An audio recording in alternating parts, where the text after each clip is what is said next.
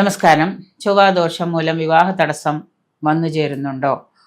ചൊവ്വാദോഷത്തെക്കുറിച്ചൊക്കെ നമ്മൾ ഒരുപാട് കേട്ടിട്ടുണ്ട്. ഒരുപാട് പരിഹാരങ്ങളൊക്കെ അറിയാം. ചില ചൊവ്വാദോഷമുള്ളവർക്ക് വിവാഹം നടക്കാതിരിക്കുന്നുണ്ട്. ചൊവ്വ ജാതകത്തിൽ ഓരോ രാശിയിൽ നിൽക്കുകയാണെന്നുണ്ടെങ്കിൽ, ഇപ്പോൾ ഉദാഹരണമായിട്ട് ചൊവ്വ ചിലവരുടെ ജാതകത്തിൽ ഇടവൻ രാശിയിലാവാം, ചിലവരുടെയിൽ മേടത്തിലാവാം, അങ്ങനെ പല ഇതിലാവാം. അപ്പം ചൊവ്വ ജാതകത്തിൽ നിങ്ങളുടെ മേടം രാശിയിലാണ് നിൽക്കുന്നതെന്ന് വിചാരിക്കുക. ചൊവ്വ സ്വക്ഷേത്രാധിപനാണ് ചൊവ്വ മേടം രാശി ആകുമ്പോൾ.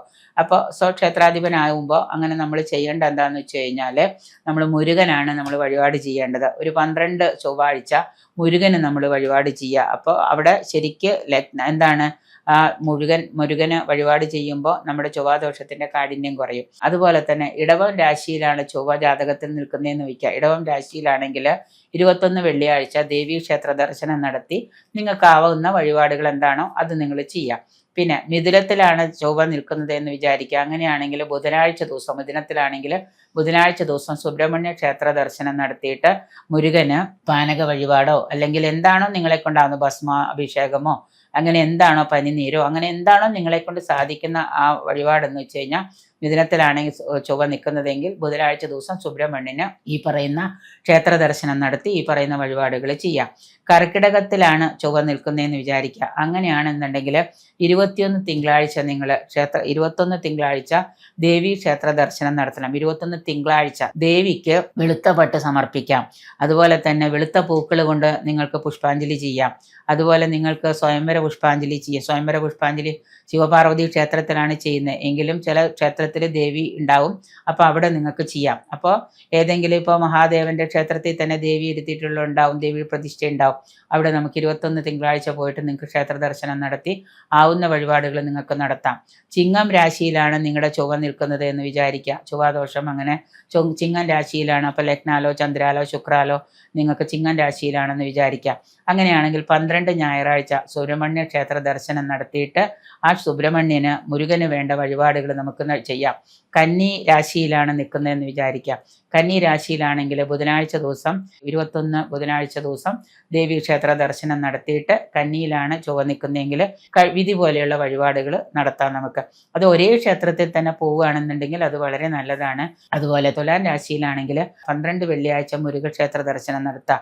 അപ്പോൾ വെള്ളിയാഴ്ച ആയതുകൊണ്ട് മുരുകന് പോകുമ്പോൾ നമുക്ക് പനിനീര് അഭിഷേകം നടത്തുന്നത് നല്ലതാണ്. ഭസ്മവും പനിനീരും വാങ്ങിച്ചുകൊണ്ട് പോയിട്ട് അതൊന്ന് അഭിഷേകം നടത്തി തരാൻ പറയുക. ചൊവ്വ നിൽക്കുന്നത് വൃശ്ചികത്തിലാണെന്ന് വിചാരിക്കുക. നിങ്ങളുടെ ജാതകം പരിശോധിച്ചാലേ ഇത് അറിയുള്ളൂ. നമ്മളിത് നോക്കാതെ നമുക്കറിയില്ല. അപ്പോൾ ജാതക പരിശോധന നടത്തിയിട്ട് എവിടെയാണ് ഏത് രാശിയിലാണ് എന്ന് നോക്കാം. അപ്പോൾ വൃശ്ചികത്തിലാണെന്നുണ്ടെങ്കിൽ 12 ചൊവ്വാഴ്ച നമ്മൾ സുബ്രഹ്മണ്യ ക്ഷേത്ര ദർശനം, മുരുകന്റെ ക്ഷേത്ര ദർശനം നടത്തണം. ഇനി ധനുവിലാണ് നിങ്ങളുടെ ചൊവ്വ നിൽക്കുന്നതെന്ന് വിചാരിക്കുക. ധനു രാശിയിലാണ് ചൊവ്വ നിൽക്കുന്നതെന്ന് വിചാരിക്കുക. അതാണ് നിങ്ങൾക്ക് ചൊവ്വാദോഷമായിട്ട് ദോഷപ്രദമായിട്ട് വരുന്നതെന്നുണ്ടെങ്കിൽ 21 വ്യാഴാഴ്ച ദിവസം മുരുകന്റെ ക്ഷേത്ര ദർശനം നടത്തിയിട്ട് ഭസ്മാഭിഷേകം നടത്താം. അതുപോലെ തന്നെ നിങ്ങൾക്ക് ചന്ദനം വാങ്ങിക്കൊടുത്തിട്ട് അമ്പലത്തിൽ കൊടുത്തിട്ട് അതൊന്ന് നേദിച്ചിട്ട് പ്രാർത്ഥിച്ച് തരാൻ പറയാം.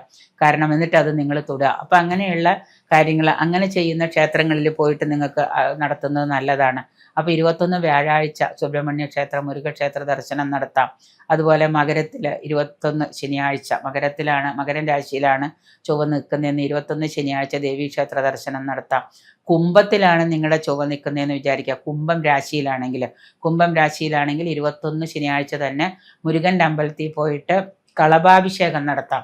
കളഭാഭിഷേകം എന്ന് പറയുമ്പോൾ നമ്മൾ പഴനിയിലൊക്കെ പോകുമ്പോൾ കാണാറുണ്ടല്ലോ, കളഭാഭിഷേകം ചെയ്തിട്ട് നമുക്ക് തരാറുണ്ട്. അതുപോലെ കളഭാഭിഷേകം നടത്താം. അത് നമ്മൾ പോകുന്ന ക്ഷേത്രത്തിൽ അത് ചെയ്യുമെന്ന് നോക്കാം. അത് ഒരേ ക്ഷേത്രത്തിൽ തന്നെ പോയി നമ്മൾ ചെയ്യുകയാണെങ്കിൽ ചൊവ്വാദോഷത്തിൻ്റെ കാഠിന്യം കുറയ്ക്കാനായിട്ട് സാധിക്കും.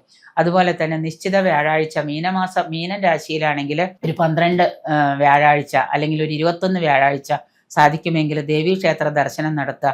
അപ്പം നിങ്ങളുടെ ജാതകത്തിൽ ചന്ദ്രാലും ലഗ്നാലും ശുക്രാലും ചൊവ്വ എവിടെയാണ് നിൽക്കുന്നത്, ആ ചൊവ്വ ദോഷപ്രദനാണോ എന്ന് നോക്കുക. ലഗ്നാൽ മാത്രം നോക്കിയാൽ പോലെ ചന്ദ്രാലും നോക്കണം, ശുക്രാലും നോക്കണം.